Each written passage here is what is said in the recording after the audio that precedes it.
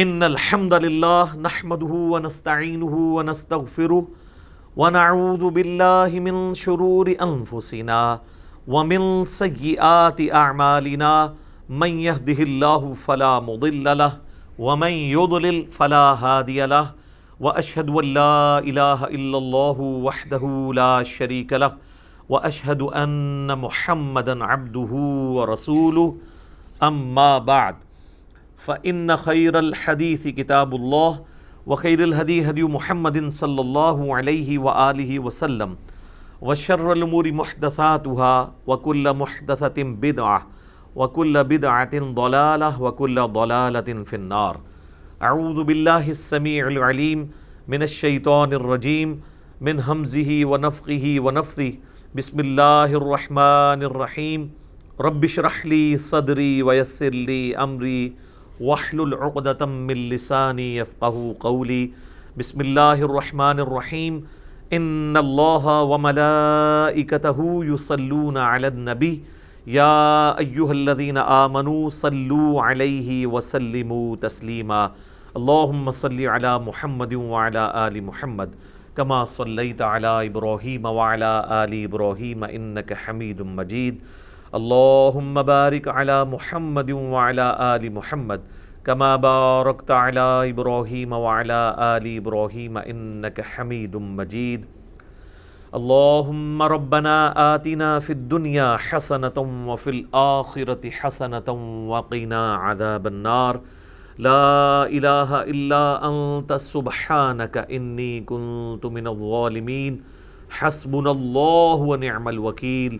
یا حی یا قیوم برحمتک استغیث ولا حول ولا قوة الا باللہ العلی العظیم.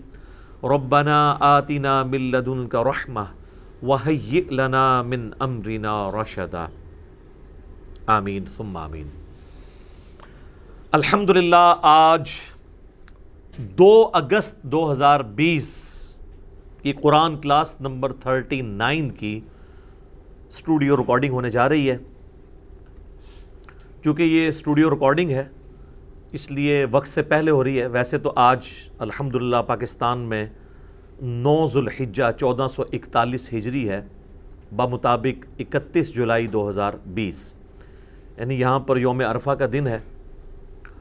اور کل انشاءاللہ تعالی 1 اگست کو 2020 میں عید ہوگی یہاں پہ. اور اللہ تعالیٰ پوری دنیا کے مسلمانوں کے لیے اس بہت بڑے ایونٹ کو خیر کا ایونٹ بنائے. آمین ثم آمین. تو اب چونکہ یہ بالکل آج مصروفیت کا دن تھا اس لیے ہم نے آج صرف قرآن کلاس رکھی ہوئی ہے. جو ہماری علمی و تحقیقی مجلس نمبر 126 ہے وہ انشاءاللہ تعالیٰ اگلی اسٹوڈیو ریکارڈنگ میں ریکارڈ ہوگی، جو 11 اگست 2020 کی قرآن کلاس نمبر 40 پلس 126 نمبر مجلس انشاءاللہ اسی دن ریکارڈ کی جائے گی انشاءاللہ تعالی. تو اس لیے آپ دیکھ رہے ہیں مونچھیں بھی بڑی ہوئی ہیں کیونکہ یہ سنت بھی ہے اور اکثر لوگ پوچھتے بھی رہتے ہیں. ہمارا کلپ بھی ہم نے اس لیے پہلے اپلوڈ کر دیا تھا. صحیح مسلم میں حدیث ہے کہ نبی صلی اللہ علیہ وآلہ وسلم نے فرمایا کہ جس کا قربانی کا ارادہ ہو تو وہ 1 ذوالحجہ کا چاند نظر آنے سے لے کر قربانی کے قربان ہونے تک اپنے جسم سے اپنی کھال سے کوئی چیز ریموو نہیں کرے گا. نہ تو ناخن کاٹ سکتا ہے اور نہ ہی بالوں کو کاٹ سکتا ہے یا چھوٹا کر سکتا ہے، حتیٰ کہ اس کی جانور قربان کر لیا جائے. اور سنن نسائی کے اندر ایک اور حدیث ہے اسی کو سپورٹو، جو المستدرک للحاکم کے اندر بھی موجود ہے کہ نبی صلی اللہ علیہ وآلہ وسلم نے فرمایا کہ جس شخص کے پاس قربانی کی استطاعت نہ ہو، کیونکہ ایک صحابی آئے تھے انہوں نے کہا یا رسول اللہ میرے پاس تو ایک ہی دودھ دینے والی بکری ہے، تو اگر آپ اجازت دیں تو میں قربان کر دوں. آپ دیکھیں ان کا سورس آف انکم ہی وہی تھا اور قربانی کا لیول دیکھیں. تو حضور نے کہا نہیں اس کو نہ قربان کرو. قربانی والے دن باقی لوگ قربانی کر رہے ہوں گے، تم اپنے غیر ضروری بالوں کو اور ناخنوں کو کاٹ لینا تو اللہ تعالیٰ تمہیں ایک مکمل قربانی کا ثواب دے دے گا. تو یہ یعنی جس نے قربانی کرنی ہے اس کے لیے بھی سنت ہے، نہ کرنے والے کے لیے بھی سنت ہے الحمدللہ. اب آ جائیں میرے بھائیو سورۃ البقرہ کی آیت نمبر 260 سے آج آنورڈ سٹارٹ کریں گے. پچھلی دفعہ ہماری جو 38 نمبر کلاس تھی اس میں ہم نے دو واقعات ڈسکس کیے تھے تاریخ سے ریلیٹڈ، اور تیسرا واقعہ جو ہے وہ چونکہ ٹائم ختم ہو گیا تھا ہم ڈسکس نہیں کر سکے تھے، آج اسی واقعے سے آغاز ہوگا۔ بڑا ایکسٹرا آرڈنری واقعہ ہے، سورۃ البقرہ کی آیت نمبر 260 سے۔ اعوذ باللہ من الشیطان الرجیم، بسم اللہ الرحمن الرحیم۔ وَإِذْ قَالَ إِبْرَاهِيمُ رَبِّ أَرِنِي كَيْفَ تُحْيِي الْمَوْتَى، اور یاد کرو وہ وقت جب ابراہیم نے اپنے رب سے عرض کی کہ اے میرے رب مجھے دکھا کہ تو کیسے مردوں کو زندہ کرے گا۔ کیسے سے مراد انہوں نے قدرت پہ اعتراض نہیں کیا، بلکہ وہ اس ایکٹیویٹی کو ہوتے ہوئے دیکھنا چاہتے تھے۔ ظاہر ہے یہ بھی بہت بڑی ایک ایکٹیویٹی ہے۔ پچھلی دفعہ بھی ہم نے دیکھا کہ حضرت عزیر علیہ السلام کو اللہ تعالیٰ نے فرمایا کہ دیکھ ذرا اپنے گدھے کی ہڈیوں کی طرف، ہم کس طرح اس کے اوپر گوشت چڑھاتے ہیں اور اسے کس طرح زندہ کرتے ہیں۔ سر یہ منظر آپ فزیکلی جو بندہ دیکھ لے وہ تو پوری زندگی بھلا نہیں سکتا۔ ایون آپ دیکھیں یہ نیشنل جغرافک چینل کے اوپر جو وہ فاسٹ موونگ کر کے ویڈیوز چلا رہے ہوتے ہیں جس میں زمین سے ایک دانے سے کومپل پھوٹتی ہے، پھر اس طرح کرتے ایک پورا پودا بنتا ہے یا ایک پھول کھلتا ہے، وہ بھی بندہ دیکھ کے ایک بار حیران ہو جاتا ہے کہ یار یہ کس طرح خود بخود ہی ہو رہا ہے۔ خود بخود نہیں ہو رہا سر، کسی کے کرنے سے ہو رہا ہے۔ اللہ is the only explanation of all the physical phenomena in this universe۔ لیکن وہ جب چونکہ بندہ ایک دم ہوتے ہوئے دیکھتا ہے نا سب کچھ سامنے اس طریقے سے، وہ فلم کو تیز کر کے چلاتے ہیں تو بندہ حیران رہ جاتا ہے۔ اچھا اس کے اگینسٹ نیشنل جغرافک پہ آپ کو بہت تیزی سے ہونے والے کاموں کی ویڈیو نا سلو کر کے دکھائیں گے، وہ بھی جب انسان دیکھتا ہے نا ایک بار پریشان ہو جاتا ہے۔ یعنی ایسے پرندے بھی ہیں جو ایک سیکنڈ کے اندر 25 دفعہ پر پھڑپھڑا لیتے ہیں ایک سیکنڈ میں۔ انسان کی تو یہ کمپیٹنسی نہیں ہے، اس کی تو ایک ایک ہڈی پسلی لاگو ہو جائے۔ تو وہ جب انہی پرندوں کو سلو میں دکھاتے ہیں کہ یار کس طریقے سے پرفیکشن سے وہ کر رہے ہیں، انسان کی عقل دنگ رہ جاتی ہے۔ تو اللہ تعالیٰ نے چونکہ انبیاء کرام کو لوگوں کی ہدایت کا ذریعہ بنانا ہوتا ہے، ان کو ایکسٹرا آرڈنری ایکسپیرینس سے گزارا جاتا ہے تاکہ ان کا ایمان جو ہے نا وہ محکم لیول کا ہو، پھر پورے کانفیڈنس کے ساتھ وہ بات کریں۔ تو اب جب انہوں نے اس خواہش کا اظہار کیا تو اللہ تعالیٰ نے فرمایا قال اولم تؤمن، اے ابراہیم کیا تو یقین نہیں رکھتا، تیرا ایمان نہیں اس بات کے اوپر؟ یہ بڑا اچھا ہو گیا، اللہ تعالیٰ نے کاؤنٹر کوسچن کر لیا۔ اس سے پہلے کہ قرآن پڑھنے والے اور سننے والے خود سے کوئی رزلٹ نکالتے، اللہ تعالیٰ نے خود ہی ابراہیم علیہ السلام سے کاؤنٹر کوسچن کیا۔ قال بلا، انہوں نے کہا کیوں نہیں میرے رب، میرا ایمان ہے، ولیکن لیطمئن قلبی، لیکن میں اپنے دل کے اطمینان کے لیے چاہتا ہوں۔ اس کا یہ مطلب نہیں کہ ان کے دل کو کوئی بے سکونی تھی، نہیں۔ وہ جو میں نے عرض کیا نا کہ جب انسان حق الیقین تک پہنچتا ہے نا تو اس کا کانفیڈنس لیول کچھ اور ہوتا ہے۔ کہیں دور سے دھواں اٹھ رہا ہو اور آپ کو کوئی بتائے کہ جی فلاں جگہ آگ لگی ہے، آپ وہ دھواں نہ دیکھ رہے ہو، صرف سنی ہوئی خبر ہو، تو اسے کہا جاتا ہے علم الیقین۔ یعنی ایک سکہ راوی نے خبر دی ہے مجھے، میرے علم میں ایک بات آ گئی، لیکن جب آپ اس کو دیکھیں دھوئیں کو اور پھر اس کے قریب جائیں اور آگ نظر آ جائے فزیکلی، تو اسے کہا جاتا ہے عین الیقین، یہ میں نے اپنی آنکھوں سے دیکھ لیا۔ ایک اس سے اوپر کا درجہ بھی ہے کہ آپ ہاتھ ہی رکھ دیں اس کوئلے کے اوپر تو پھر آپ حق الیقین تک پہنچیں گے، کیونکہ اس کے بعد تو آپ کوئی گنجائش ہی نہیں رہے گی انکار کی، ہاتھ جل جائیں گے۔ ہاں اس سے پہلے نظر کا دھوکہ بھی ہو سکتا ہے کہ ایک آپ کو شو پیسیز ایسے ملتے ہیں جن میں لگ رہا ہوتا ہے کہ نیچے آگ جل رہی ہے، اوپر دھواں نکلتا بھی نظر آتا ہے۔ یہ آج کل جو آپ کو یہ خوشبو والے جو پاٹس آئے ہوئے ہیں، ان دھوئیں کے ذریعے خوشبو پھیلتی ہے، اس دھوئیں کے اوپر آپ ہاتھ رکھیں وہ ٹھنڈا دھواں ہوتا ہے، وہ کسی اور پروسیس کے ذریعے نکل رہا ہوتا ہے، وہ گرم بھی نہیں ہوتا دھواں، اور اندر بھی آپ وہ جو خوشبو ڈالی ہوئی ہے پانی میں مکس کر کے وہ بھی گرم نہیں ہوئی ہوتی۔ تو ظاہر ہے کہ اس کے لیے تو حق الیقین تک پہنچنا ضروری ہے، ادروائز تو آپ دھوکہ کھا جائیں گے۔ تو انبیاء کرام کو تو اللہ تعالیٰ چونکہ ان کو دنیا میں اپنا ریپریزنٹیٹو بنانا چاہ رہا ہوتا ہے انسانیت کے لیے، رول ماڈل اور امام کے طور پہ، تو ان کو اللہ تعالیٰ ان ساری سٹیجز سے گزارتا ہے۔ تو انہوں نے کہا کہ میں دل کا اطمینان چاہتا ہوں، یعنی مجھے یقین ہے، پھر جب میں ایک بار وہ منظر دیکھ لوں گا تو مزہ آ جائے گا۔ جس طرح کتنے لوگ ہیں ویڈیو میں خانہ کعبہ دیکھتے ہیں، آپ ان سے پوچھیں، جب وہ فزیکلی وہاں جاتے ہیں ان سے پوچھیں کتنا فرق ہے، تو آپ کو کہیں گے یار زمین آسمان کا فرق ہے۔ حالانکہ پرانے لوگوں کے لیے تو صرف علم الیقین تھا خانہ کعبے کا ہونا، ہمیں عین الیقین اس حوالے سے کہ ہم لائیو ویڈیوز میں دیکھ لیتے ہیں، اور حق الیقین وہاں جا کے حاصل ہوتا ہے۔ اچھا، اسی کانٹیکسٹ میں ایک حدیث ہے بخاری اور مسلم دونوں میں، وہ کئی لوگ اس حدیث سے دھوکے کا شکار ہوئے۔ اس کا ایک حصہ تو میں نے آلریڈی بریف کر دیا تھا کہ نبی صلی اللہ علیہ وآلہ وسلم نے فرمایا کہ اگر میں یوسف کی جگہ ہوتا تو جو بادشاہ کی طرف سے قاصد بلانے والا آیا تھا میں اس کی بات مان لیتا۔ اور حضرت یوسف کی اللہ تعالیٰ نے تعریف کی کہ کیا کمال یوسف ہے کہ 10 سال آلموسٹ بغیر کسی ریزن کے جیل میں کاٹنے پڑے ہیں، اور جب وقت کا بادشاہ کہہ رہا ہے کہ میں آپ کو آزاد کر رہا ہوں تو وہ کہہ رہے ہیں نہیں، جب تک مجھ سے الزام دور نہیں ہوگا نا میں جیل سے نہیں نکلوں گا۔ تو نبی علیہ السلام نے فرمایا، عاجزی کا اظہار کیا کہ میں یوسف کی جگہ ہوتا تو قاصد کی بات مان لیتا، کیونکہ بے قصور جو ڈالا ہوا تھا میں جیل کی زندگی سے نکلنے کو پریفر کرتا۔ لیکن کمال یوسف علیہ السلام ہے، ان کا کیا صبر ہے کہ وہ کہہ رہے نہیں پہلے الزام دور کرو پھر نکلوں گا، آزادی کا پروانہ آیا ہوا بھی ریجیکٹ کر دیا۔ تو یہ نبی علیہ السلام نے حضرت یوسف کی تعریف کی۔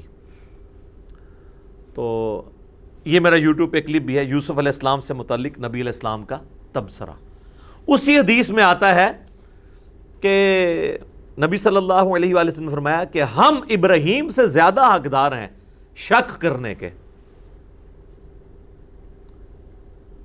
اچھا، اس کا بعض لوگوں نے مطلب سمجھا کہ اگر ابراہیم علیہ السلام کو شک ہو گیا ہے اللہ کی قدرت میں، وہ اسی واقعے کے کانٹیکسٹ میں نبی علیہ السلام نے فرمایا، یہ بخاری مسلم دونوں میں حدیث ہے۔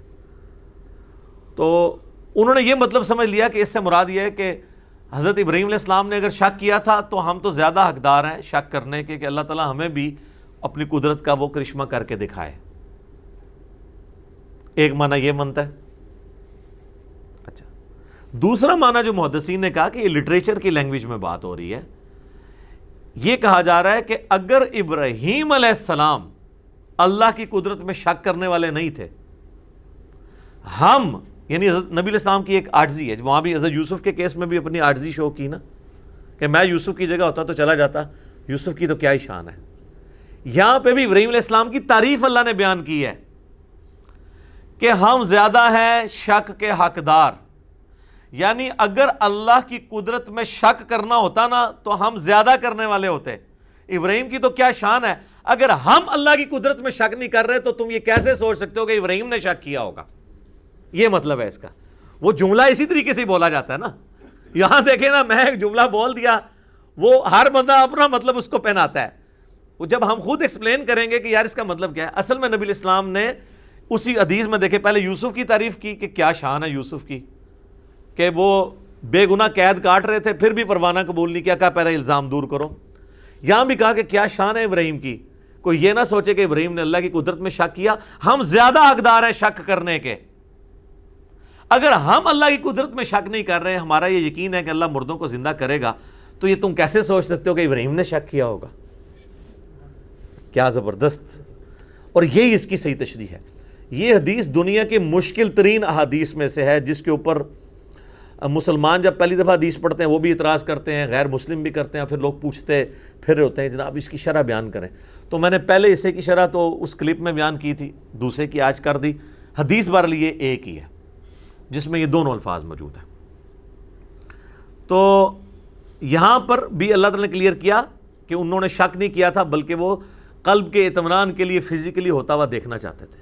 وہ انٹرسٹ تو ہوتا ہے نا، ہم دیکھیں بچپن سے جانور قربان ہوتے ہوئے، نہر ہوتے ہوئے اونٹ دیکھ رہے ہیں، لیکن ابھی بھی جب قربانی کہیں ہو رہی ہو تو بندہ 2 منٹ کھڑے ہو جاتا ہے، یار کس طرح ہو رہی ہے، حالانکہ پتہ ہے کس طرح ہو رہی ہے، یہ بھی پتہ ہے کہ کیا ہوگا، اینڈ رزلٹ پتہ ہے، لیکن اللہ نے ایک انسان میں جستجو کا مادہ رکھا ہے۔ تو یہ تو ایکسپیرینس ہی بہت بڑا ہے کہ مردے کا زندہ ہونا، یہ تو ایک بار بھی زندگی میں ہو جائے تو انسان پوری زندگی اس واقعے کو نہیں بھلا سکتا۔ جس طرح پچھلی دفعہ ہم نے عزیر علیہ السلام کے بارے میں پڑھا کہ 100 سال تک اللہ نے ان کو سلائے رکھا یا موت دے دی اور 100 سال کے بعد زندہ کیا، اور 100 سالوں میں ان کا کھانا جو ہے وہ خراب نہیں ہوا، جو کہ ایک ٹائم سے دوسرے میں خراب ہو جاتا ہے۔ گدھے کی پھر بھی عمر ہو سکتی ہے، چلو کوئی بہت ایگزیجریٹ کر لے، تو بہرحال 100 سال تک تو گدھا جو ہے نا اس کی ہڈیاں وہاں پہ صرف پڑی ہوئی تھی، یعنی وہ 100 سال کے اندر مر کے سب کچھ. تو اللہ نے کہا کہ دیکھو اس گدھے کو ہم کس طرح زندہ کرتے ہیں، اس پہ کیسے گوشت چڑھاتے ہیں.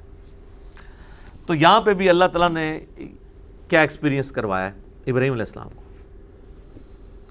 انہوں نے کہا میں اطمینان رکھتا ہوں اے اللہ، یعنی میں اپنے دل کے اطمینان کے لیے، میرا یقین تو ہے کہ تو مردے کو زندہ کرے گا، لیکن دل کے اطمینان کے لیے. تو اللہ تعالیٰ نے ان کو ایک طریقہ سکھایا کہ اس طریقے سے میں تمہیں یہ قدرت کا اپنا شاہکار دکھاتا ہوں.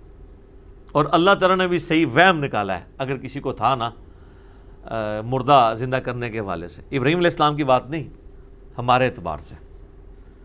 قال فخذ اربعۃ من الطیر، اللہ تعالیٰ نے فرمایا کہ 4 پرندے تم پال لو. اب لوگ اس چکر میں پڑ گئے یہ پرندے کون سے تھے؟ سر کوئی بھی ہو. کوئی کہتے ہیں جی وہ ایک کبوتر تھا جی، ایک جو ہے وہ مرغی تھی جی، ایک چیل تھی، ایک کہتے چاروں ہی کبوتر ہوں، کوئی فرق نہیں پڑتا، چاروں ہی مرغیاں ہوں. یہ اللہ تعالیٰ بتانا نہیں چاہ رہا کہ وہ جانور کون سا اللہ تعالیٰ نے زندہ کر کے دکھایا ہے. اللہ نے تو سارے زندہ کر لینے. 4 پرندے پال لو. فَصُرْهُنَّ إِلَيْكَ، اور تم ان پرندوں کو اپنے ساتھ مانوس بھی کر لو. یعنی ایسا نہیں ہے کہ بس پالے ہیں تو ان کو ذبح کر دیا تو میں زندہ کر دوں، نہیں، وہ پرندے تم اپنے ساتھ مانوس کرو تاکہ میں لوگوں کو دکھاؤں یہ وہی پرندے ہیں کہ جب تم انہیں بلاؤ تو وہ تمہاری آواز پہ آئیں. نیا پرندہ تو نہیں آئے گا آواز کے اوپر. ویسے اللہ تعالیٰ چاہے تو نئے پرندے کو بھی بیچ سکتا ہے، لیکن انسان کو آخری درجے تک انہوں نے جب کہا نا کہ یا اللہ دل کا اطمینان، اللہ کہا میں پھر پورا اطمینان تیرا کرانا. 4 پرندے پال، ان کو اپنے آپ سے مانوس کر. ثم اجعل علی کل جبل، پھر جتنے وہاں تجھے پہاڑ سامنے نظر آ رہے ہیں نا، ان کے یعنی جانوروں کو ذبح کرنے کے بعد اس کے گوشت کے ٹکڑے کرنے کے بعد چاروں کو مکس کر کے ان پہاڑوں کے اوپر رکھتے. یہی آخری درجہ یہی ہو سکتا ہے نا کہ قیمہ کیا ہے، قیمہ بھی چاروں کا مکس ہو گیا اور سارے پہاڑوں پہ کچھ یہاں ڈال دیا، کچھ گوشت ادھر، کچھ ادھر ادھر. منہن جزءا، ان کا ایک ایک ٹکڑا چاروں پہ رکھتے. ثم ادعوہن یأتینک سعیا، پھر تو انہیں بلا، تیرے پاس دوڑتے چلے آئیں گے.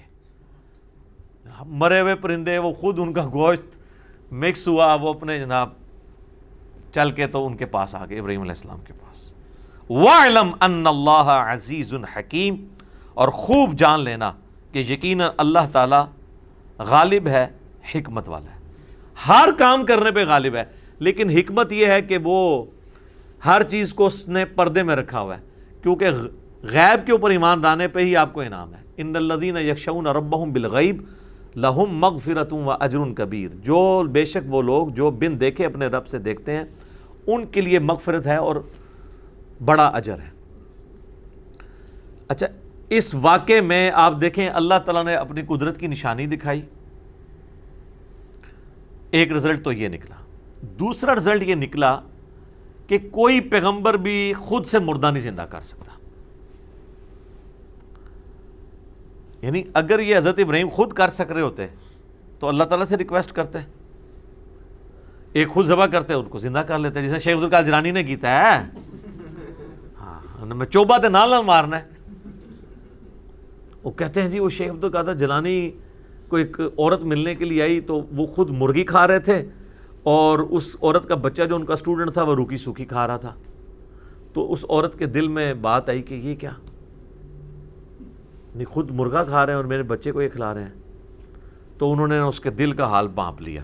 کہانی تے کہانی کہتے ہیں جب انہوں نے مرغی کھا لی نا تو جتنی ہڈیاں وہاں پڑی ہوئی تھی نا اس کے اوپر انہوں نے ہاتھ پھیرا اور کہا اللہ کے اذن سے زندہ ہو جا. یہ جو شریف لوگ ہیں وہ یہ کہتے ہیں قم باذن اللہ. جو بدماش قسم کے بزرگوں کے ماننے والے وہ کہتے ہیں انہوں نے کہا قم باذنی، میرے حکم تو زندہ ہو جا. ہاں، تو مرغا جو ہے نا وہ زندہ ہو کے تو وہ کٹ کٹ کٹانگ کرتا ہوا وہاں سے بھاگ گیا. انہوں نے کیا کہ جدو تیرا منڈا اس لیول تے پہنچے گا نا وہ بھی ککڑ کھا لے. یعنی جب تیرا بیٹا بھی اس بزرگی پہ پہنچ جائے گا نا اب وہ بھی پھر مرغا کھا لے. تو جان کی مان پاؤں تو عرض کروں کہ ہمارے نبی علیہ السلام تو پوری زندگی روکھی سوکھی کھاتے رہے. ٹھیک ہے، اور آپ ان بزرگوں کے بارے میں کلیم کرتے ہیں کہ یہ نبی کے طریقے پہ تھے. تو نبی علیہ السلام کا یہ طریقہ تھا، اس طریقے سے وہ ایجوکیٹ کیا کرتے تھے لوگوں کو. ویسے نبی علیہ السلام سے مرغی کھانا بھی ثابت ہے، بخاری مسلم میں حدیث ہے، لیکن شاید وہ ایک دفعہ ہی مرغی کھائی ہوگی آپ نے، آپ کی زندگی تو بڑی یعنی فقر کے اندر گزر رہی تھی۔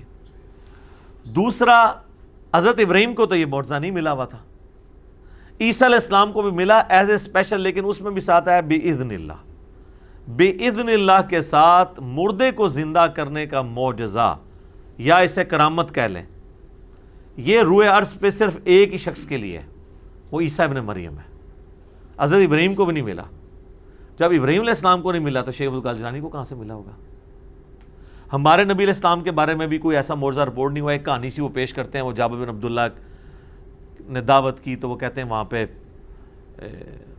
وہ بکری انہوں نے بچہ ذبح کیا تو وہ ان کے بیٹے دیکھ رہے تھے تو ایک بیٹے نے دوسرے کو ذبح کر دیا تو نبی علیہ السلام نے ان کو زندہ کر لیا۔ بالکل کہانی ہے، قرآن تو بالکل اس کی مخالفت کرتا ہے۔ سورہ انبیاء پڑھ کے دیکھ لیں، سورۃ الانعام پڑھ کے دیکھ لیں، سورہ بنی اسرائیل۔ کافروں کا اعتراض یہی تھا کہ یہ جو معجزے ہمیں اگلے پیغمبروں کے بارے میں بتاتا ہے وہ اس کو کیوں نہیں دیے گئے؟ تو اللہ نے فرمایا اس نبی کا معجزہ قرآن ہے۔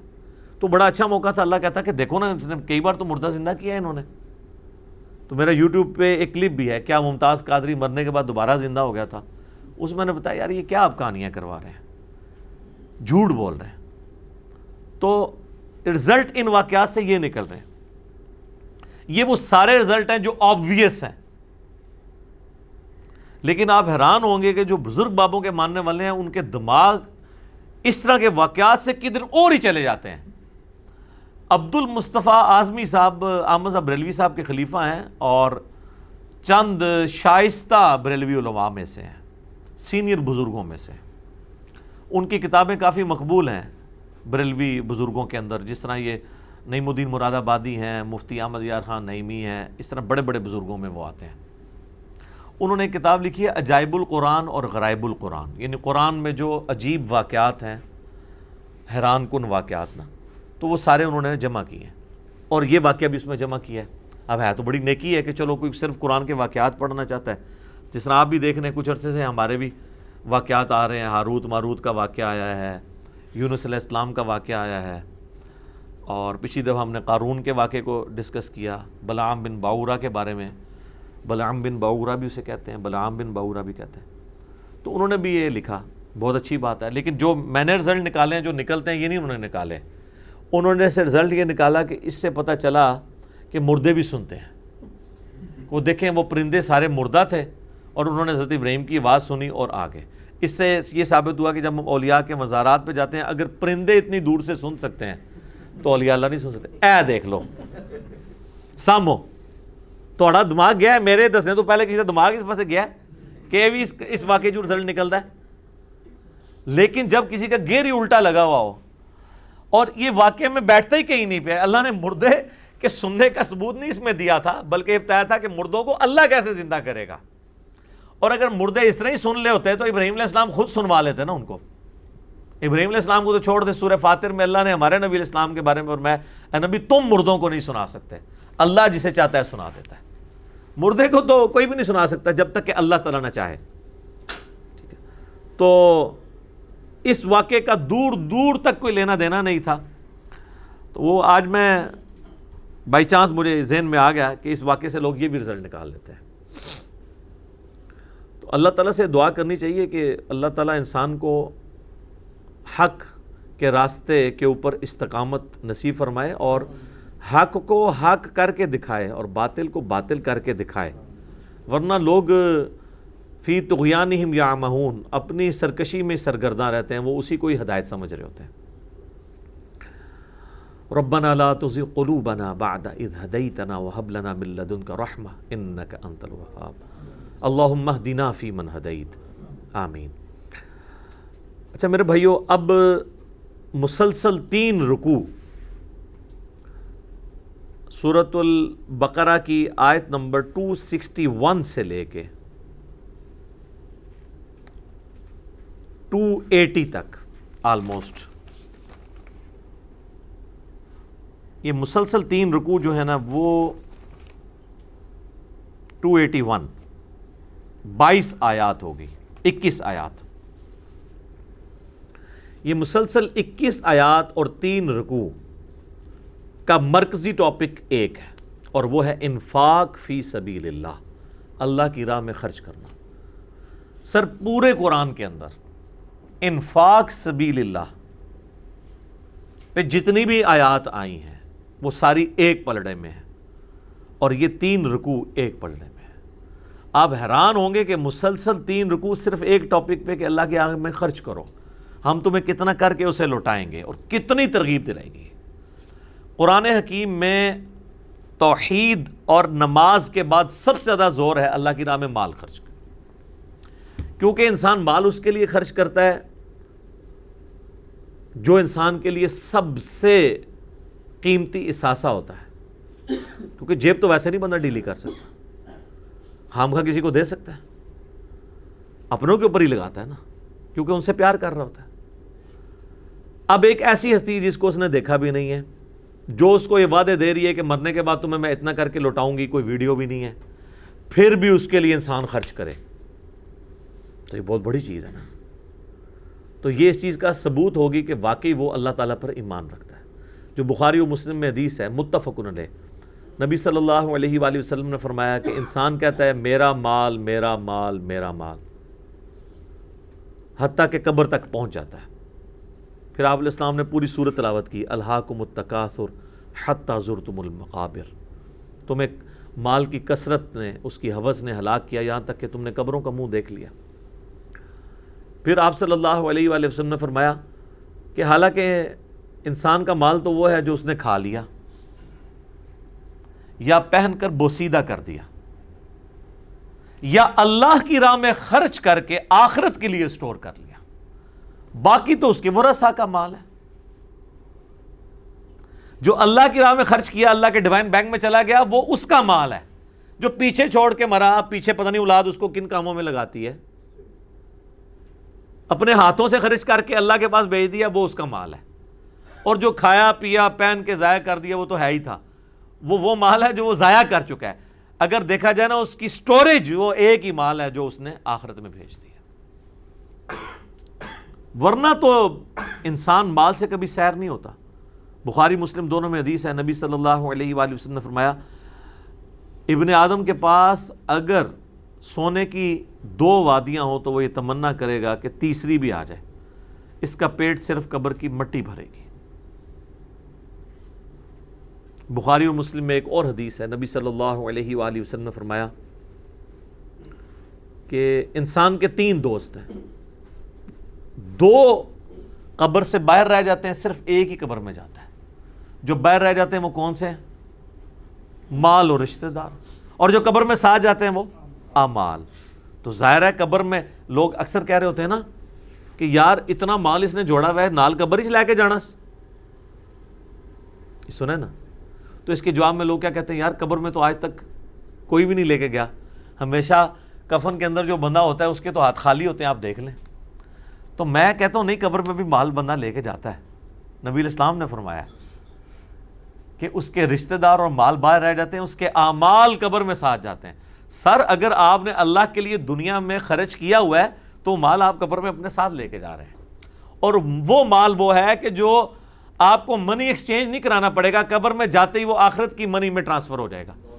آخرت میں درہم، دینار، ڈالرز، پاؤنڈز، ریال اور گولڈ کی کرنسی نہیں ہے، بلکہ نیکیوں کی کرنسی ہے۔ جس نے اللہ کی راہ میں خرچ کر لیا، مرتے ہی اس نے جو خرچ کیا ہوا تھا وہاں جا کے کسی منی ایکسچینج کی دکان سے جا کے اس سے ایکسچینج نہیں کرانا پڑے گا، وہ مرتے ہی وہ نیکیوں کی شکل میں اس کے پاس وہ کرنسی موجود ہوگی اللہ کی بارگاہ میں پیش کرنے کے لیے۔ اور اگر آپ کسی کو مال سمیت دفنا بھی دیں، جس طرح کہ آپ پتہ ہے یہ مصر کے جو فرعون ہیں جن کے اوپر یہ احرام مصر بنے ہوئے ہیں، ان کو اپنے پورے مال کے ساتھ دفن کیا جاتا تھا، پوری دولت کے ساتھ۔ اسی جب وہ ممیاں دریافت ہوئی ہیں، ان کے ساتھ ٹنوں ٹن سونا بھی ان کو ملا ہے وہاں پہ، جو ان کے ساتھ دفنایا جاتا تھا، پورے زیورات میں لاد کے ان کو دفنایا جاتا تھا، جو حنوط کیا جاتا تھا ان کی لاشوں کو، ممیز بنائی جاتی تھی۔ تو وہ آپ ساتھ میں کہہ دوں سونا دفنا بھی دیں، کوئی فرق نہیں پڑتا۔ اسلام آباد میں اگر آپ قبرستان میں چلے جائیں، بعض اوقات بڑی حیرانگی ہوتی ہے۔ اول تو ویسے وہاں قبر ملنا ہی مشکل ہے، ظاہر ہے بڑی مہنگی جگہ ہے، یعنی جتنی جگہ میں آپ یہاں پلاٹ لے سکتے ہیں اتنی قیمت میں وہاں قبر کی جگہ نہیں ملتی۔ لیکن جو لوگ امیر لوگ ہیں انہوں نے 2 قبروں کی جگہ لے لی ہے، اور پھر اس قبر کو پورا کنسٹرکٹ کرتے ہیں، ٹھیک ہے، بڑی مہنگی قسم کی وہ امریکن یا وہ کورین گھاس آج کل ایک آئی ہے، وہ تو اس سے بھی مہنگی ہے، وہ پوری ایک لیئر لگتا ہے قالین بچھا ہوا ہے، اوپر بہترین سا ماربل لگاتے ہیں، پھر بڑی پیاری نیم پلیٹ لگاتے ہیں، اس کے اوپر آیت الکرسی اور پتہ نہیں کیا کچھ لکھا ہوتا ہے، پیچھے لکھا ہوتا ہے پیارے ابو جان، ٹھیک ہے، اپنی محبت کا اظہار کرنے کے لیے۔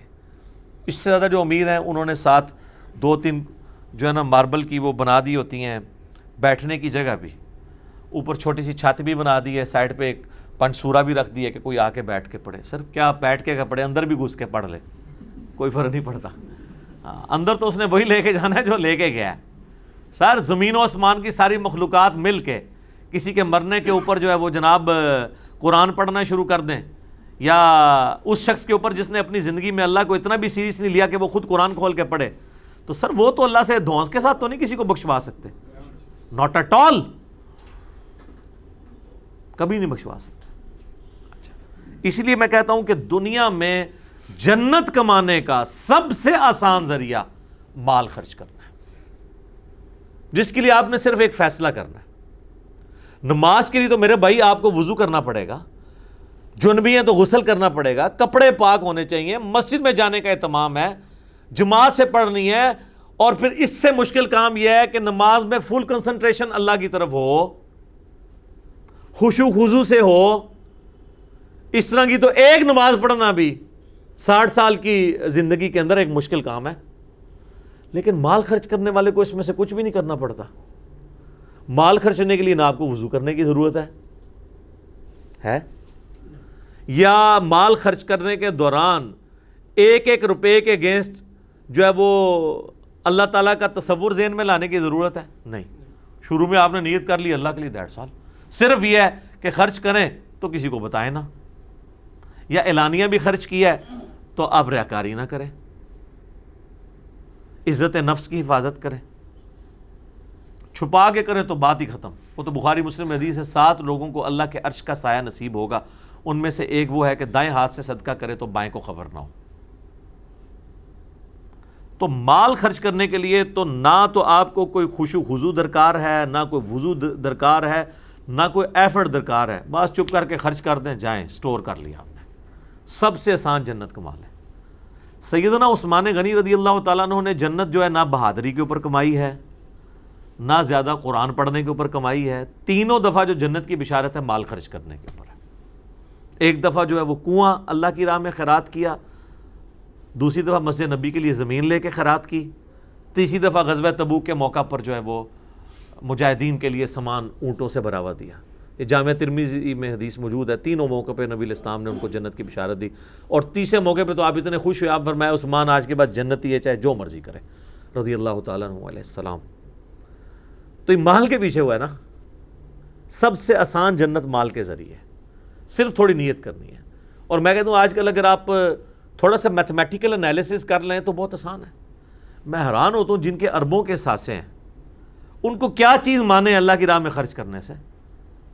1 ارب روپیہ اگر آپ کے پاس ہے، آپ روزانہ کا بھی 1 لاکھ روپیہ خرچ کرتے رہیں، روز کا بھی، مہینے کا نہیں، 25 سے 30 سال چاہیے 1 ارب ختم کرنے کے لیے، اور آپ کی عمر 60 سال ہوئی ہے، اور آپ نے ابھی تک 50 ارب روپے جوڑا ہوا ہے۔ روز کا 1 لاکھ روپے کون خرچ کرے گا؟ مطلب وہ یہی ہے کہ اب وہ جو گرمیوں میں سردیوں میں ہیٹر کی بجائے جو ہے وہ ڈالر پھینک کے تو ان سے آگ کی تپش حاصل کرنا شروع کر دے، ادروائز کیا اس نے خرچ کرنا ہے؟ ایک انسان کی ضرورت زیادہ سے زیادہ کتنی ہے؟ تو آپ مال خرچ کر کے بڑی آسانی سے جنت کما سکتے ہیں۔ بخاری مسلم میں حدیث ہے نا، کچھ صحابہ حضور کے پاس آئے، یا رسول اللہ ہم غریب ہیں، امیر صحابہ تو کس طرح جنت کما رہے ہیں، مال خرچ کرتے ہیں، ہمارے پلے تو کوئی شے نہیں ہے۔ تو آپ علیہ السلام فرمایا تم ہر نماز کے بعد 33 دفعہ سبحان اللہ، 33 دفعہ الحمدللہ، 34 دفعہ اللہ اکبر پڑھ لیا کرو، یا 33 دفعہ اللہ اکبر پڑھو، اور 100 کی گنتی لا الہ الا اللہ وحدہ لا شریک لہ لہ الملک و لہ الحمد وہو علی کل شیء قدیر کے ذریعے پوری کرو، تو تمہیں بھی ان کے برابر ثواب مل جائے گا۔ کچھ دن بعد پھر وہ حاضر ہوئے، ان کا یا رسول اللہ وظیفہ تو آپ نے ہمیں بتایا تھا، وہ تو امیر صاحبہ نے بھی کرنا شروع کر دیا، اب پھر ہم پیچھے رہ گئے۔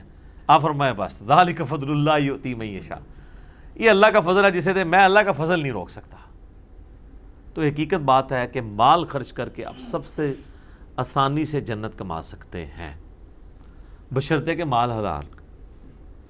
سلطانہ ڈاکو والا صاحب نہ ہو کہ امیروں کو لوٹ کے تو آپ غریبوں میں تقسیم کر رہے ہیں اور آپ یہ سمجھ رہے ہیں، یا حرام مال سے آپ کوئی NGO چلا رہے ہیں، کوئی ہاسپٹل کھولا ہوا ہے، یا آپ نے کوئی دسترخوان چلایا ہوا ہے، وہ تو اللہ کے نزدیک زیرو سے ملٹیپلائی ہے، بلکہ الٹا وہ وبال ہے۔ یا آپ احسان کر کے جتا رہے ہیں، اس پہ گھنٹوں بولا جا سکتا ہے، لیکن چونکہ یہ 3 کے 3 رکوع ٹاپک ہی یہی ہے، اور اس میں ریاکاری والا جو عنصر ہے اس کو اللہ تعالیٰ بڑی ڈیٹیل کے ساتھ ڈسکس کرے گا کہ ریاکاری سے کیسے مال ضائع ہو جاتا ہے۔ جو صحیح مسلم میں نے کئی دفعہ حدیث بتائی ہے کہ قیامت والے دن ایک شہید کو، ایک سخی کو اور ایک قاری کو بلایا جائے گا، اللہ تعالیٰ ہر ایک کو اس کی نعمتیں گنوائے گا جو اللہ نے اس پہ کی ہوں گی، اور پھر پوچھے گا تو نے کیا کیا؟ شہید کہے گا یا اللہ جان تھی دے دی۔ اللہ فرمائے گا اس لیے دی کہ تاکہ تو لوگ تجھے بہادر کہیں، تو دنیا میں تجھے تمغہ مل چکا ہے بہادری کا، میرے ہاں تیرے لیے اب کچھ نہیں ہے، اوندھا منہ کر کے دوزخ میں، وَلِعَاذُ بِاللَّهِ تعالی۔ اور سخی کو جب بلایا جائے گا وہ کہے گا یا اللہ تیری راہ میں اتنا خرچ کیا، تیرے علم میں نیم پلیٹس بھی لگوائی اپنے نام کی، NGOs بھی کھولی، سب کچھ، یعنی آج کے دور میں بہت۔ اللہ فرمائے گا اس لیے تم نے کیا، لوگ تجھے کہیں بڑا سخی ہے، تو لوگوں نے تیری بڑی تعریف کی ہے نا، تیرے دسترخوان چلتے تھے، تیری NGOs چلتی تھیں، تیرے ہاسپٹلس چلتے تھے، میرے لیے تو کچھ بھی نہیں کیا تو نے، تو دنیا میں تیری تعریف بھی ہوئی، وہی تیرا اجر تھا، میرے ہاں کوئی اجر نہیں، اوندھا منہ کر کے دوزخ میں۔ پھر قرآن کے قاری کو جب بلایا جائے گا وہ کہے گا یا اللہ میں تو قرآن سکھاتا رہا لوگوں، اللہ فرمائے گا تو نے اس لیے کیا کہ لوگ تجھے قاری کہیں، بڑا قرآن کا علامہ کہیں۔ سر آپ دیکھ لیں اللہ وجہ بصیرت، یعنی میں لوگوں کو منع کرتا ہوں کہ علماء کے کبھی قریب نہ ہوں، ورنہ آپ دین سے ایسے متنفر ہوں گے کہ دوبارہ دین کی طرف آئیں گے نہیں، کہ یہ کس گراوٹ کے لیول کے اوپر ہوتے ہیں۔ اگر اشتہار میں نام چھوٹا لکھا رہ جائے، یا کارنر میں شفٹ ہو جائے، یا چھڑا نہ ہی لکھا گیا، نال علامہ، یہ وہ پروٹوکول نہیں لکھا گیا، سر یہ وہ اشتہار والوں کے اوپر چیخ پڑتے ہیں، اور انسان حیران ہو جاتا ہے کہ یار یہ بندہ ہے جو لوگوں کو دین سکھاتا ہے۔ تو اس لیول پہ یہ ریاکاری کے ہوتے ہیں، تو اللہ کے نزدیک تو زیرو سے ملٹیپلائی ہے۔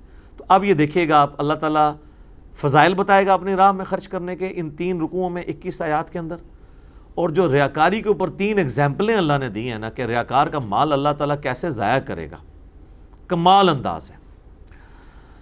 مثل الذین ينفقون اموالهم فی سبیل اللہ، مثال ان لوگوں کی جو راہ میں اللہ کی خرچ کرتے ہیں اپنا مال، کمثل حبۃ انبتت 7 سنابل، اس کی مثال اس دانے کی سی ہے جو اگاتا ہے 7 بالیں۔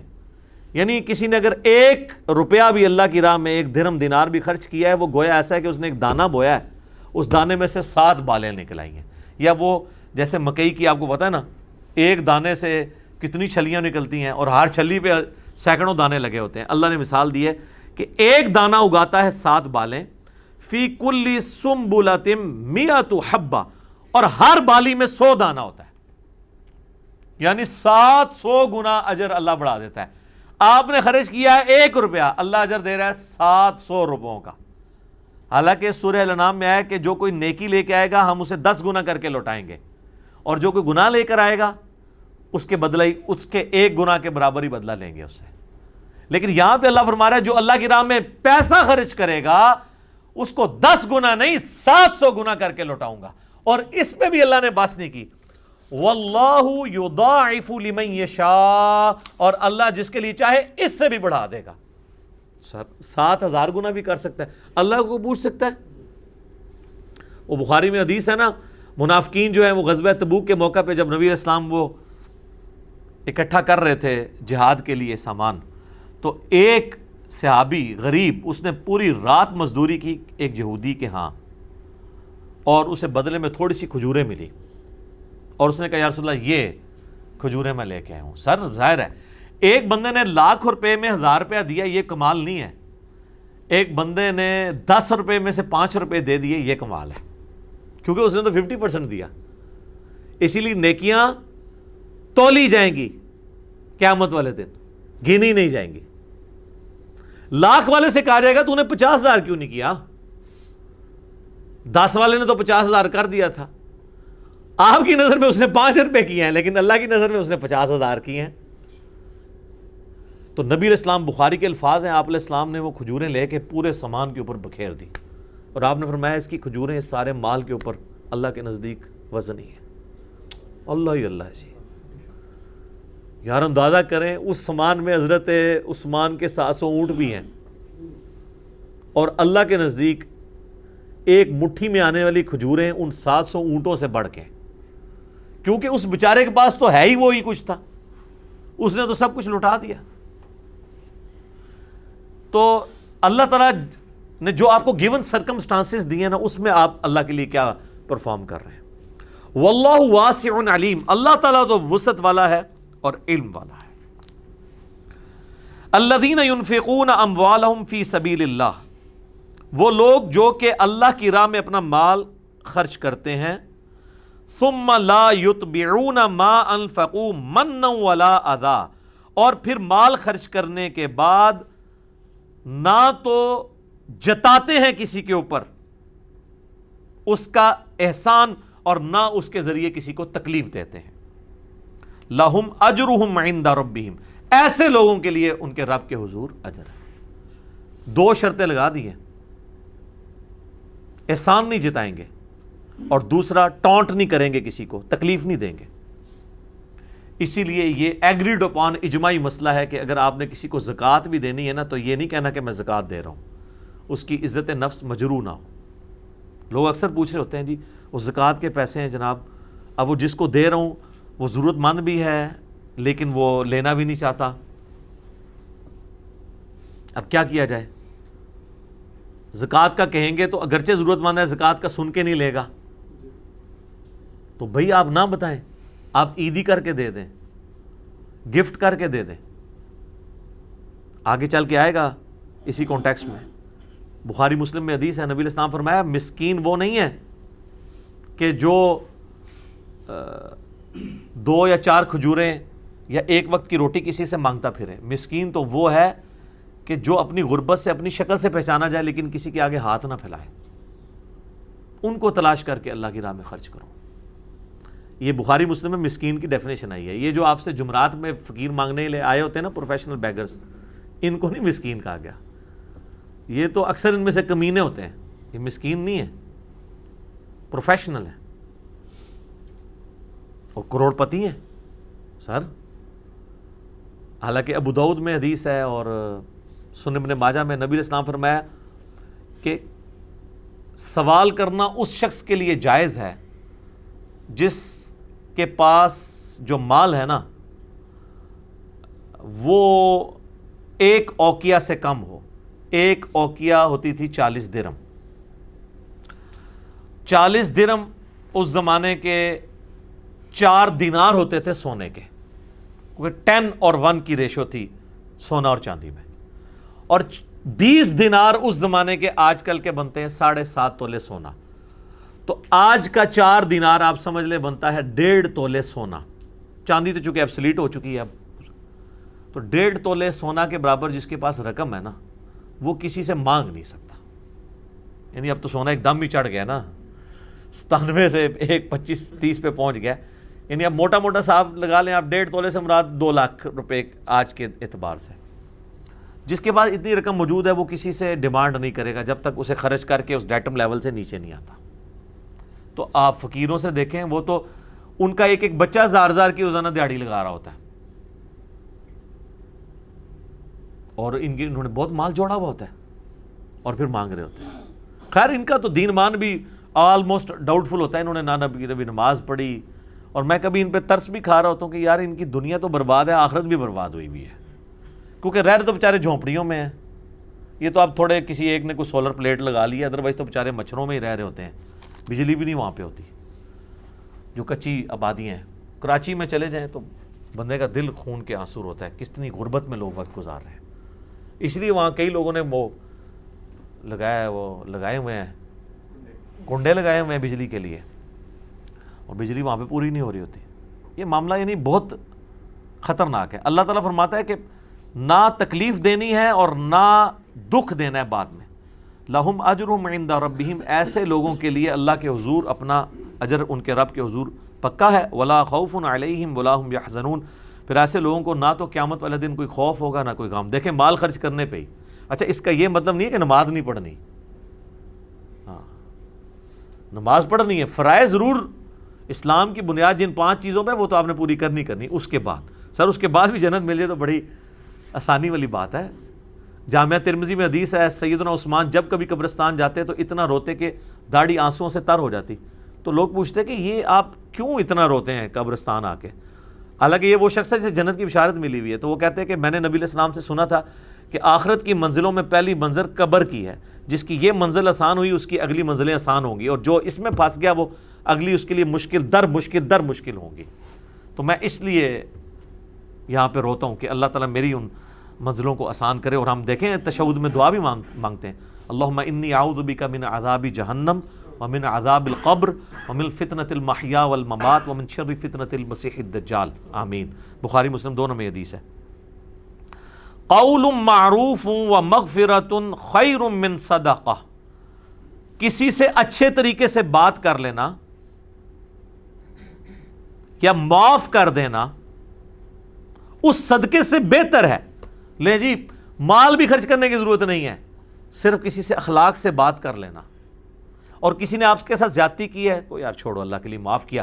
اللہ فرماتا ہے یہ عمل جو ہے نا اللہ کی راہ میں مال خرچ کرنے سے بہتر ہے اس مال سے یتبعھا اذا، جس کے بعد تم دکھ پہنچاؤ کسی کو.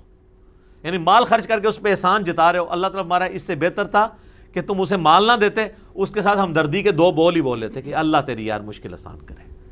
دعا دے دیتے نا اسے مال کی بجائے کہ مال دے کے اس پہ احسان جتا رہے ہو، وہ تو ضائع ہو گیا. اس سے بہتر تھا اسے مال نہ دیتے. کوئی غریب آدمی آیا تھا، کہتے اللہ تیرے لیے آسانی کرے. اب دیکھیں یہاں لوگ جھڑک دیتے ہیں. پروفیشنلز کو بھی جھڑک نہیں آپ سکتے، یہ دعا دے کے رخصت کریں. میں نہیں کہتا پروفیشنل کو آپ ضرور دیں، البتہ کوئی ایسا پروفیشنل ہے جو معذور ہے پھر اس کو آپ دے سکتے ہیں، کیونکہ وہ اس پوزیشن میں ہے کہ اس کے اوپر بھیک والا معاملہ اللہ تعالیٰ ایکسیپٹ کر لے گا. اور اگر اس کے بغیر کوئی کر رہا ہے تو بخاری مسلم میں حدیث ہے جو شخص بغیر کسی ریزن کے بھیک مانگتا ہے تو قیامت والے دن وہ اس حال میں اللہ کے حضور آئے گا، اس کے چہرے پہ گوشت نہیں ہوگا. جی یہ بخاری مسلم دونوں میں حدیث ہے. اور صحابہ کرام کہتے ہیں نبی علیہ السلام نے سوال کرنے کی اتنی ہمیں ترغیب دلائی کہ ممانعت کی کہ کسی سے آپ نے احسان نہیں لینا. کہتے ہیں ہم اتنا ڈر گئے کہ حالت یہ ہوتی تھی کہ اگر کوئی شخص گھوڑے پہ بیٹھا ہے نا اور اس کی چابک زمین پہ گر گئی ہے تو کسی سے نہیں کہتا تھا یار یہ اٹھا دے، کہ کہیں یہ اللہ کے حضور سوال کرنے میں شمار نہ ہو جائے. وہ نیچے اترتا تھا اٹھا کے اوپر. سر یہ سوال کرنا ہے، یعنی صحابہ کرام کے تقوی کا لیول یہ تھا، کسی کے آگے ہاتھ نہیں پھیلانے. اس میں کافی ساری حدیثیں ہیں، ان میں سے 5-6 بڑی کریٹیکل حدیثیں ہیں. جب وہ یہ ٹاپک کنکلوڈ ہو رہا ہوگا نا اگلی کلاس کے اندر، میں آپ کو وہ ترتیب سے وہ حدیثیں سناؤں گا. اس میں وہ حدیث بھی آئے گی وہ جو نبی علیہ السلام کے پاس ایک غریب آدمی آیا تھا، ابو داؤد میں حدیث ہے، جس کو حضور نے کہا تھا تیرے گھر میں کچھ ہے؟ اس نے کہا جی 1 بوری ہے اور 1 پیالہ ہے صرف. اوئے ہوئے کچھ بھی نہیں. وہ پیالہ آپ علیہ السلام نے پھر کہا کون ہے جو خریدے؟ تو ایک نے کہا 1 درہم میں خریدتا ہوں. اب فرمایا اس سے زیادہ؟ دوسرے نے کہا میں 2 درہم میں خریدتا ہوں. نبی علیہ السلام نے وہ 2 درہم میں بیچا اس کا پیالہ. 1 درہم سے کہا یہ گھر میں کھانا ڈلواؤ، اور 1 سے آپ علیہ السلام نے کہا کہ کلہاڑا خرید کے لاؤ. اس کا وہ جو اگلا حصہ لوہے کا ہوتا ہے وہ خرید کے لایا. نبی علیہ السلام نے اپنے مبارک ہاتھوں سے اس میں دستہ ڈالا. کیا خوش نصیبی ہے. پھر آپ نے کلہاڑا دیا اور آپ نے فرمایا کہ جاؤ جنگل میں لکڑیاں کاٹو اور مزدوری کرو، اس کے ذریعے بیچ کے تو اپنے آپ گھر والوں کو کھلاؤ. اور الفاظ ہیں 15 دن تک تم نے مجھے اپنی شکل نہیں دکھانی. یہ نا ایک دن جیسا یہاں بھی ڈاکٹر سے لوگ دوائی لیتے ہیں اگلے دن ہی پہنچ جاتے ہیں ڈاکٹر صاحب رام نہیں آیا.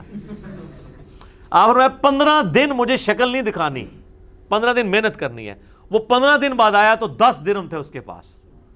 ٹھیک ہے، اس نے اس میں سے کپڑے بھی خریدے، کھانا بھی اپنے گھر والوں کے لیے خریدا. پھر نبی علیہ السلام نے اس سے کہا کہ کتنا بہتر ہے، اس سے بہتر نہیں ہے کہ تم لوگوں سے یعنی مانگتے پھرتے، اس سے بہتر نہیں ہے کہ تم اپنی کما کے کھاؤ. ٹھیک ہے, تو اس طرح کافی حدیث ہیں, وہ انشاءاللہ یہ ٹاپک جب کنکلوڈ ہوگا میں اس وقت بیان کروں گا. تو آپ کو انداز, بلکہ آپ کو اگر شوق ہے نا, مشکات کی پہلی جلد میں زکوٰۃ والے چیپٹر میں ایک چیپٹر پورا ہے, سب چیپٹر سوال کرنا کس کے لیے جائز ہے اور کس کے لیے ناجائز, یہ ساری حدیثیں اس میں آپ کو مل جائیں گی. آج کم از کم گھر میں مشکات کی پہلی جلد میں جا کے نا آخر میں یہ چیپٹر کھول کے پڑھیں اور آپ حیران ہو جائیں گے کہ یہ کتنا سینسٹیو ایشو ہے. لوگ تو مطلب ادھار مانگنے کو کچھ نہیں سمجھتے ہیں اور مانگتے پھرتے ہیں, پھر واپس بھی نہیں کرتے ہیں. بخاری میں حدیث ہے ادھار تو شہید کا بھی نہیں معاف ہوگا. نبی علیہ السلام نے جنازہ پڑھنے سے انکار کر دیا تھا مقروض کا. تو یہ بڑا سینسٹیو ایشو ہے. واللہ غنی حلیم, اللہ تعالیٰ غنی ہے اور حلم والا, یعنی اللہ تعالیٰ اتنا غنی ہے کہ سب کو اس نے دیا ہوا ہے, اور حلم اتنا ہے کہ جب وہ یہ دیکھتا ہوگا کہ میں نے اس کو اتنا مال دیا اور یہ اپنی جیب ڈھیلی کرنے کے لیے تیار نہیں ہے, اس کو زمین میں نہ دھسا دیا جائے, لیکن اس کا حلم ہے, برداشت کرتا ہے. ٹھیک ہے ڈھیل دو, لیکن یہ برداشت اس نے کتنا عرصہ کرنا ہے, آپ کی موت تک, اس کے بعد تو اس نے نہیں چھوڑنا. یا ایھا الذین آمنوا, اے اہل ایمان, لا تبطلوا صدقاتکم بالمن والاذی, اپنے اللہ کی راہ میں خرچ کیے ہوئے مال کو احسان جتلا کر اور دکھ پہنچا کر مت باطل کر لو, ضائع کر لو. پھر وہی بات ریپیٹ ہوئی. اب اللہ تعالیٰ مثال بیان فرما رہا ہے کہ جو لوگ اتنا مال بھی خرچ کرتے ہیں اور اینڈ پہ زیرو سے ملٹیپلائی ہو جاتا ہے, اس کی مثال کالذی ینفق مالہ رئاء الناس, یہ اس آدمی کی طرح ہے جو کہ لوگوں کی ریاکاری کے لیے, دکھاوے کے لیے, ریا کا لفظ عربی کا ہے, اردو میں بھی استعمال ہوتا ہے, اللہ کی راہ میں خرچ کرتا ہے. ولا یؤمن باللہ والیوم الآخر, اور یقین نہیں رکھتا اللہ پر اور یوم آخرت پر, حالانکہ ہے مسلمان ہے, کیونکہ اللہ کہہ رہا ہے وہ ہماری راہ میں خرچ کر رہا ہے تو اللہ کو تو مان رہا ہے, لیکن گویا کہ وہ اللہ کو نہیں مان رہا, کیونکہ اللہ کو مان رہا ہوتا تو لوگوں سے اجر کا طلبگار نہ ہوتا. اگر قیامت کا مان رہا ہوتا تو وہ کہتا مجھے اس کا اجر قیامت میں ملے گا. اللہ طرف ہمارا ہے, گویا کہ وہ نہیں مان رہا. جیسے کہ مسلم شریف میں حدیث ہے, جس نے ملاوٹ کی وہ ہم میں سے نہیں ہے, تو مسلمان ہی ہے, لیکن گویا کہ وہ ہم میں سے نہیں, کہ ہم میں سے ہو کے بھی ملاوٹ کر رہا ہے. اب اللہ نے فرمایا کہ ایسے شخص کی جو ریاکاری کرتا ہے اس کی مثال کیا ہے.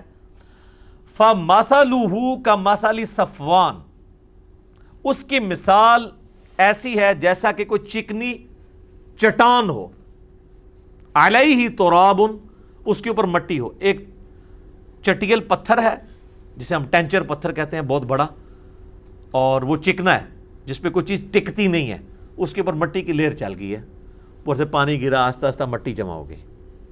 فَأَصَابَهُ وَابِلٌ فَتَرَكَهُ صَلْدًا, پھر اچانک اس پہ زور سے بارش پڑے اور وہ مٹی اس پتھر کو چھوڑ کے الگ ہو جائے اور پھر سے پتھر چکنا سامنے نظر آنا شروع ہو جائے. یہ اس شخص کی مثال ہے کہ اس کے اعمال ضائع ہو جائیں گے. جس طرح مٹی اس کے اوپر سے سلپ ہو کے ضائع ہو گئی نا, اب مٹی نہیں رہی اس کے اوپر, مٹی رہے گی تو کل کو کوئی بیج گرے گا تو کچھ اگ آئے گا. اللہ تو ہمارا, جس طرح مٹی ضائع ہوئی ہے نا تیز بارش سے, اس طرح جس نے اللہ کی راہ میں خرچ کیا نا, زیرو سے ملٹیپلائی ہو گیا, اس کا سارا مال ضائع ہو گیا. لا یقدرون علی شیء مما کسبوا, ریاکار کچھ بھی حاصل نہیں کر سکیں گے قیامت کے دن اللہ سے اجر کے طور پہ جو دنیا میں انہوں نے کمایا تھا. وہ تو سمجھ رہے تھے ہم نے اللہ کی راہ میں خرچ کر کے کما لیا, لیکن زیرو سے ملٹیپلائی. واللہ لا یہدی القوم الکافرین, اور اللہ تعالیٰ ہدایت نہیں دیتا ناشکروں کو, جو اللہ کی ناشکری کرتے ہیں. یہ ناشکری ہے نا کہ آپ ریاکاری کر رہے ہیں, جب آپ کو پتہ ہے کہ اللہ نے اجر دینا ہے, پھر کیوں آپ ریاکاری کر رہے ہیں؟ اب اللہ تعالیٰ نے سائملٹینیس کنٹراسٹ بتایا کہ جو لوگ اللہ کی رضا کے لیے خرچ کرتے ہیں نا, ان کے مال کی کیا فضیلت ہے. وَمَثَلُ الَّذِينَ يُنْفِقُونَ أَمْوَالَهُمُ ابْتِغَاءَ مَرْضَاتِ اللَّهِ, اور مثال ان لوگوں کی جو فقط اللہ کی رضا کے لیے اللہ کی راہ میں خرچ کرتے ہیں, وَتَثْبِيتًا, اور اس کے لیے من انفسہم, کہ ان کے دل پختہ ہو جائیں, اپنے ایمان کی سلامتی کے لیے اللہ کے حضور مال خرچ کرتے ہیں. کَمَثَلِ جَنَّةٍ بِرَبْوَةٍ, ان کی مثال تو اس جنت کی سی ہے جو کہ ایک بلند سرزمین پہ ہو. ربوہ, یہ جو قادیانیوں نے اپنے علاقے کا نام ربوہ رکھا ہے نا, وہ اسی کی وجہ سے رکھا ہے کہ ایسی جنت جو اونچی جگہ پہ ہو, ایسا باغ جو اونچی جگہ پہ ہو. اصابہا, اصابہا وابل فآتت اکلہا ضعفین، ایسا باغ جو ایک اونچی جگہ پر ہو، جہاں پر زور کا می ہو تو وہ باغ دگنا پھل لے کر آئے. خوبصورت، جس طرح ہمارے ناردرن ایریاز ہیں، اونچی جگہ پہ باغ بنا ہوا ہے، وہاں پہ بارش بھی زیادہ ہوتی ہے تو پھل بھی دگنا لے کے آتا ہے. یہ مثال کے طور پہ. فَإِن لَمْ يُصِبْهَا وَابِلٌ فَطَلٌّ وَاللَّهُ بِمَا تَعْمَلُونَ بَصِيرٌ، اور اگر بالفرض بارش بھی نہ ہو تو شبنم ہی ایسی ہو وہاں پر کہ اس کے ذریعے بھی وہ باغ اگ جائے، نیچرل ہی، بغیر بارش کے بھی، صرف شبنم کے قطروں سے. آپ یہ دیکھ لیں، یہ جو ریگستان میں تو بارشیں بہت کم ہوتی ہیں، وہ تو شبنم کے قطروں کی وجہ سے وہاں پہ آپ کو تھوڑی بہت جو بہار نظر آ رہی ہے. اللہ تعالیٰ ہمارا ہے کہ یا تو ڈبل پھل ہے یا سنگل پھل بھی ملنا ہی ملنا ہے جو اللہ تعالیٰ کی رضا کی خاطر خرچ کرتا ہے. اَيَوَدُّ أَحَدُكُمْ، اب یہ تیسری مثال آ گئی ہے. أَن تَكُونَ لَهُ جَنَّةٌ، کیا تم میں سے کوئی یہ چاہے گا کہ اس کا ایک باغ ہو. بڑی پیاری اور بڑی رکت والی یہ مثال اللہ نے دی ہے، دل سوز. کسی کی یہ خواہش ہوگی کہ اس کا ایک باغ ہو، من نخیل و اعناب، کھجور اور انگور وہاں پہ ہوں، تجری من تحتها الانہار، اس کے نیچے نہر بھی بہتی ہوں، لہو فیہا من کل الثمرات، اور وہاں ہر طرح کا پھل بھی اگتا ہو. یعنی اس کا سورس، پرانے زمانے کی بات ہو رہی ہے، سورس آف انکم وہی ہے. آج بھی جو لوگ کسان ہیں ان کا سورس آف انکم تو یہی ہے نا. وَأَصَابَهُ الْكِبَرُ، اور حالت یہ ہو کہ وہ بوڑھا ہو جائے، وَلَهُ ذُرِّيَّةٌ ضُعَفَاء، اور اس کے بچے بھی چھوٹے چھوٹے ہوں. یعنی بوڑھا ہو چکا ہے، موت سامنے نظر آ رہی ہے، اور ایک ہی باغ ہے جس سے وہ اپنے بیوی بچوں کا پیٹ پال رہا ہے. موت سامنے نظر آ رہی ہے، چھوٹے چھوٹے بچے ہیں کہ میرے مرنے کے بعد ان کا کیا بنے گا. ہو کیا؟ فَأَصَابَهَا إِعْصَارٌ فِيهِ نَارٌ فَاحْتَرَقَتْ، کہ اچانک ایک بگولا آئے آگ کا اور وہ سارے باغ کو جلا کر راکھ کر دے. تو اس بوڑھے کے اوپر کیا گزرے گی کہ میں اب مر گیا، میرے بچے کس طرح کھائیں پیئیں گے، ایک ہی میرا سورس آف انکم تھا. سر اس کی آج کل آپ مثال دیکھتے ہیں نا، کئی ان لوگوں کی فیکٹریاں جل جاتی ہیں، دکانیں جل جاتی ہیں، راس المال ہی ختم ہو گیا، وہ چارے اب کیسے دوبارہ سے کریں گے. تو اللہ تعالیٰ مارا ہے کہ تمہیں کتنی ٹینشن ہوگی اگر یہ اچانک تمہارے ساتھ یہ حادثہ ہو جائے. تو یہ اللہ نے مثال دی اس شخص کی کہ اس نے بڑی محنت سے اللہ کی راہ میں خرچ کیا لیکن زیرو سے ملٹیپلائی ہو گیا. جس طرح وہ زیرو پہ آ جاتا ہے نا موت کے وقت، اس طرح تمہارا وہ مال بھی زیرو پہ آ جائے گا اگر ریاکاری کے لیے اور اللہ کی رضا کے لیے خرچ نہ کیا یا کسی پہ احسان جتانے کے لیے کیا. کذالک یبین اللہ لکم الآیات، بالکل اسی طریقے سے اللہ اپنی آیات کھول کھول کر تمہارے لیے بیان کرتا ہے. لعلکم تتفکرون، تاکہ تم تفکر کر سکو، غور و فکر کر سکو. اس کے بعد بندہ کیا اس پہ کومنٹس کرے، کتنی واضح آیات ہے. اللہ تعالیٰ سے دعا ہے جو حق بات میں نے کہی اللہ تعالیٰ ہمارے دلوں میں راسخ فرمائے. اگر جذبات میں میرے منہ سے کوئی غلط بات نکل گئی تو اللہ تعالیٰ ہمارے دلوں سے ہی معاف کر دے، ہمیں معاف بھی فرما دے، ہمیں کتاب و سنت کی تعلیمات پر عمل کر کے دوسرے بھائیوں تک پہنچانے کی توفیق عطا فرمائے. سبحانک اللہم و بحمدک، اشہد ان لا الہ الا انت، استغفرک و اتوب الیک، وما علینا الا البلاغ المبین. جزاکم اللہ خیرا.